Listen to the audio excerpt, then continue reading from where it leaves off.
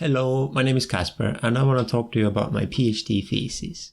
Roughly, it tries to explore the idea of changing your computing architecture real time to meet your computing needs.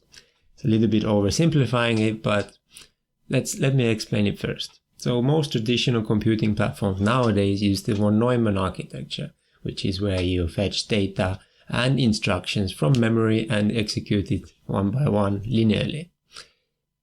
Also, many algorithms we use nowadays, for example in AI, image processing, data analytics, we're using those algorithms specifically, not any other theoretical possible options, because they've simply won the architecture lottery, meaning they run the fastest on the architecture we have.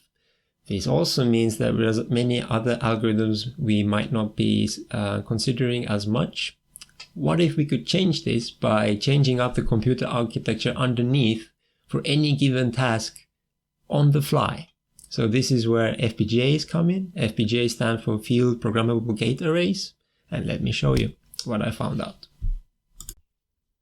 FPGAs have traditionally been used in simulations, but my thesis explores their potential for on-the-fly programming to adapt their digital logic blocks for specific computational tasks. This concept is known as dynamic partial reconfiguration, allowing not just execution in time, but also in space. In this video, I'll show you how to do this automatically. First, I propose that reconfigurable hardware managed by a software orchestration layer is ideally suited for accelerating dynamic problems and efficiently utilizing resources despite the reconfiguration overheads. Let me explain this with the figure on the right. I have an FPGA in the gray to execute incoming ad hoc tasks. On the very right hand side, I also have a set of accelerator designs that I could load onto my FPGA, but they take a different amount of space. Therefore, I need to look at all of the trade-offs and decide the best combination of accelerator designs to load onto my FPGA on the fly. By adapting on the fly, we can incorporate new information about tasks as they begin execution. Now in this animation, you can see how incoming tasks even with dependencies are scheduled and executed.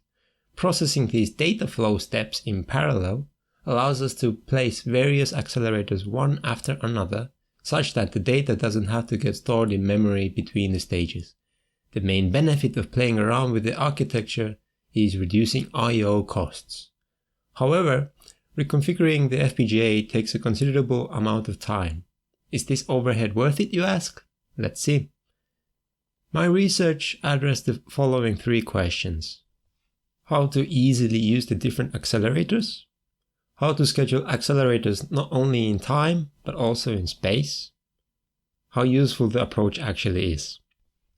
Regarding the final point, we examined the overhead of reconfiguration costs and scheduling. We saw that the problem space grows exponentially with numerous trade-offs to consider, for which we propose methods to keep this under control.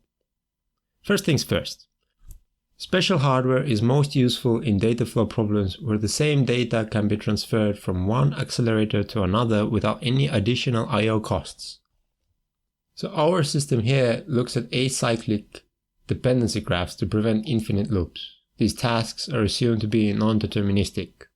Due to this ad hoc nature of the incoming tasks, we also need to look at load balancing our resources.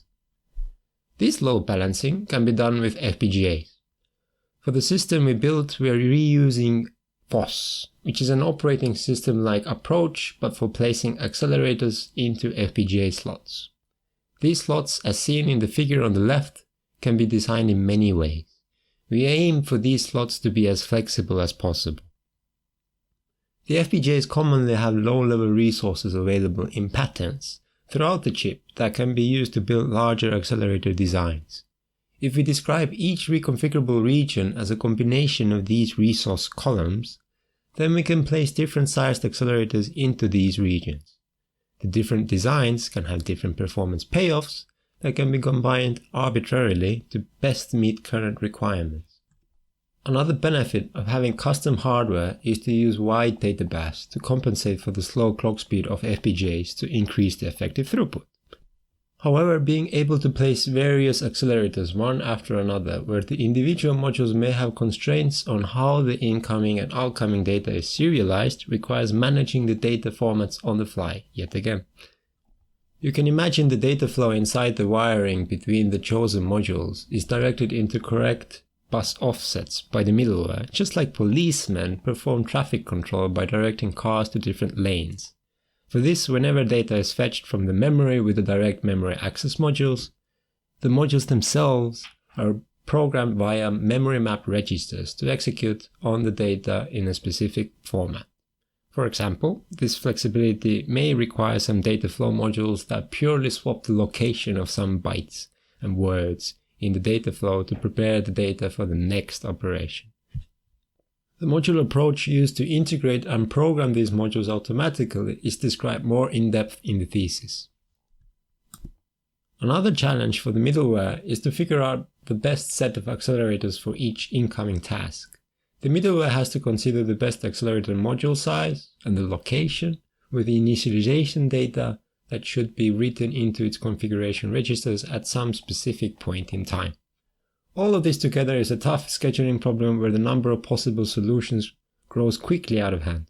The search space therefore should be constrained with dynamic programming and branch and bound-like approaches that can then be combined with various heuristics to meet the desired scheduling goals. The complexity of building the modules, placing them and managing the data itself, before even starting to find any optimal schedules, is significant. Therefore, let's skip to the results for now. And if you have any questions, you can ask them in the comment section below. Here are some pretty looking pictures then. First, below in the left hand corner, you'll find a picture of all of the wiring that surrounds the reconfigurable area and the design of some of the accelerators under consideration. This system was tested with two separate workflows. First, an image processing task presented in an intermediate representation like graph, something you might get out of a compiler stage. Then second, we hooked up our middleware to PostgreSQL to accelerate incoming SQL queries while reconfiguring the FPGA on the fly. TPCH is a commonly used benchmark in the data analytics acceleration world, and we compared our dynamic scheduling approach with scheduling the modules ahead of time. The results are promising as they show that the overhead costs amortize with large scale factors, and scheduling on the fly does actually show benefits in certain data sizes. But how do these promising results in our test scenario stack up to the real world? Well, for that we need to look at how easy would it be to make the complicated system more general purpose. The whole system was built with flexibility in mind such that the new accelerators could be added to the module library, and the scheduler itself can be also extended with new heuristics and approaches. If the system grows, it can be tested on more various workloads and offer an ecosystem where each individual part can be evaluated and developed in isolation in the modular system shown in the image. For accepting third-party accelerators, even security is considered as part of my thesis, which I obviously recommend reading as I'm eager to hear your questions and feedback. But to conclude this summary, I would highlight that the code and the thesis are available publicly, linked in the description where you can look at how the dynamic approach is built and how the input parsing and scheduling is done. Thank you for listening.